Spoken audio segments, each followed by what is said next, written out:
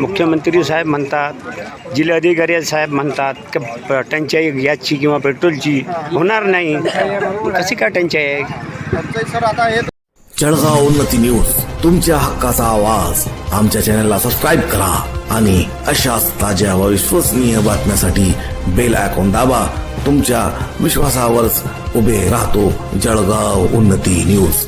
जळगाव जामोदमध्ये गॅससाठी ग्राहकांचा वनवास, 2 किलोमीटरच्या रांगा, ना पाणी ना सावली, प्रशासनाचे दावे हवेतच. जळगाव जामोदमध्ये परिस्थिती अत्यंत भयावह आहे. गॅस केवायसी आणि सिलेंडर मिळवण्यासाठी सामान्य नागरिकांना मजुरी सोडून 2-2 किलोमीटरच्या रांगेत उभे राहावे लागत आहे. प्रशासकीय नियोजनाचा अभाव आणि गॅस एजन्सीच्या मनमानी कारभारामुळे सर्वसामान्य जनतेचे हाल होत आहेत. मजुरी सोडून जनता रस्त्यावर, पण केवायसी होईना. गॅस केवायसी करण्यासाठी ग्राहकांना 8-8 दिवसांपासून चक्रा मारायला लावल्या जात आहेत. तासनतास रांगेत उभे राहूनही केवायसी होत नाही असे उत्तर देऊन लोकांना परत पाठवले जाते. हक्काचा गॅस मिळवण्यासाठी गोरगरीब मजूर आपली मजुरी सोडून पहाटेपासून रांगेत उभे राहत आहेत, ज्यामुळे त्यांच्या रोजच्या पोटापाण्याचा प्रश्न निर्माण झाला आहे. गॅस एजन्सीबाहेर लागलेली रांग आता 2 किलोमीटरपर्यंत पोहोचली आहे. ही रांग मुख्य बरहानपूर रोडवर असल्याने अत्यंत धोकादायक ठरत आहे. या रस्त्यावरून दिवसभर मोठमोठे टिप्पर आणि अवजड वाहने सुसाट धावत असतात. महिला आणि पुरुष एकाच रांगेत रस्त्याच्या कडेला उभे असल्याने येथे कधीही मोठा अपघात होण्याची शक्यता नाकारता येत नाही. लोकांच्या जीवाशी खेळणाऱ्या या परिस्थितीकडे पोलीस आणि महसूल प्रशासनाचे पूर्णपणे दुर्लक्ष आहे.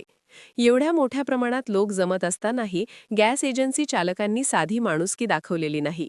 उन्हात उभ्या असलेल्या लोकांसाठी पिण्याच्या पाण्याची व्यवस्था नाही की सावलीसाठी मंडप नाही.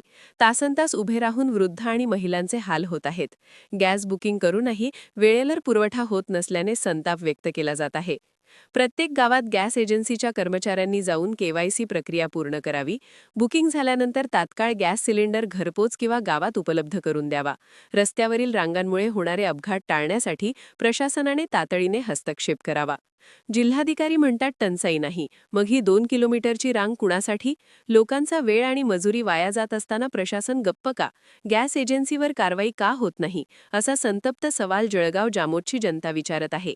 जर लवकरच ही समस्या सुटली नाही तर जनआंदोलनाचा भडका उडण्याची शक्यता आहे. हे तो सगळं जाणून राहिलं, एवढ्या लाईनी लागलेल्या आहेत. तर हे प्रॉब्लेम सॉल्व्ह करावा. हे इथं लाईन नाही पाहिजे. हे ग्राउंडवर आपल्या गावामध्ये यांनी काय बनवा, ऑनलाईन पेमेंट करा.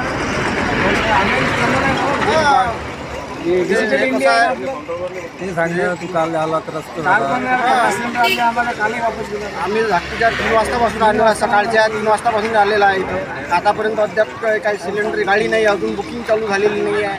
ते नेट पण त्रास होऊन आला. नेट पण बंद दाखवतो. शेताचं काम करावं की आम्ही इथं येऊन उभे राहा, म्हणजे मजुऱ्या पडून राहिल्या आमच्या. काही ना काही आम्हाला खायला उद्योग करावाच लागेल ना, शेतात जावं लागतं सर. तर कसं करावं आम्ही? हे आपल्या गावामध्ये द्यायला लावा त्याची. आम्हाला व्हायला पाहिजे बा, म्हणजे आमचा प्रॉब्लेम सॉल्व्ह झाला. शेतकरी लोक आहे आम्ही शेतमजुरी करणारे आहे. मुख्यमंत्री साहेब म्हणतात की बा तुम्हाला काहीची टंचाई नाही आहे. त्रास कसा? हा त्रास कसा? टंचाई तर नाही आहे, पण त्रास कसा आहे? जामोदवरून 11 किलोमीटर 12 किलोमीटर इथं आलेलं आहे 3 वाजता रात्रीचं. ना तोंड धुतलं ना काही धुतलं निवेदन आहे की आमचं सिलेंडर आमच्या गावामध्ये देण्याचा प्रयत्न करावा. आम्हाला ऑफिसवर बोलायचं काम नाही, ऑनलाईन पेमेंट घ्या, आमच्या गावामध्ये पोस्ट करावं सिलेंडर. आम्हाला त्रास एवढी अपेक्षा आहे. अरे बोला, कोणाला त्रास असेल सिक्युरिटी त्याला देतात, ऑफिशियल लोकांना सिक्युरिटी आहे, जनतेला सिक्युरिटीच नाही. काही विचार नव्हता तर सिक्युरिटी धावतात एक रोडवर त्रास आहे, रोडवर गाडीचा ऍक्सिडेंट होतो. ऑफिसली रोडवर आहे. सकाळी 5 पासून या, 4 पासून या, काय परेशानी आहे. नंबर किती लागलेला, उन्हात आणायचे लोक आहे ना, पाणी नाही इथे प्यायला, व्यवस्था नाही आहे, काहीच नाही आहे. रोडमध्ये एखाद्याचा ऍक्सिडेंट झाला, काय झालं, परेशानी आहे तिथं. जबाबदारी कोण घेण्याची? प्रत्येकाने या गावातील सर्व आपल्या ऑफिशियल जे इंडियन गॅस एजन्सी आहे यांनी आपल्या गावामध्ये सिलेंडर पोहोचावं, ऑनलाईन पेमेंट घ्यावं, योग्य हे मागणी आमची अपेक्षा आहे. एवढं निवेदन करण्यात यावं. ज्याचं बुकिंग झालेलं आहे साहेब, त्यांना त्यांना त्याचं सिलेंडर त्यांच्या घरपोच द्यायला पाहिजे इथं हे लाईन उभं लाईन इथं लोकांना त्रास तुम्ही होतो. बुकिंग केव्हा करेलात हा? बुकिंग केलेलं आहे ना सगळ्यांना 8 दिवस झाले DC नंबर वगैरे आलेला आहे 8 दिवसापासून त्यांना भेटलंच नाही. सिलेंडर आम्ही परत जाऊन आलो साहेब, इथं नंबरच लागत नाही. 300 400 3 वाजता हे बघा, 150-200 DC नंबर सिलेंडर आलेला वाटलं आहे. की झालं काम 150-200 सिलेंडर वाटलं की झालं काम पण मग बाकीचे बिचारायला सकाळपासून बसून घरी जावं लागतं परत काय करणार हे बघा डीएससी नंबर आलेला आहे माझ्याकडे. आज नवीन बदला डीएससी नंबर आलेला आहे.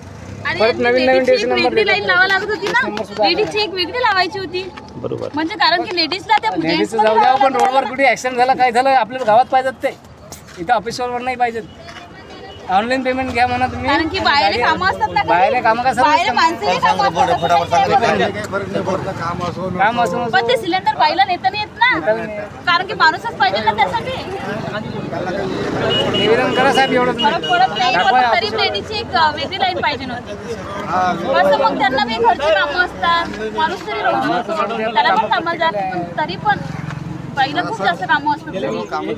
सोडून यायला मुलं पण असतात. ऑनलाईन पेमेंट घ्या आणि गावामध्ये उपलब्ध करायची इंडियन गॅस बस एवढंच.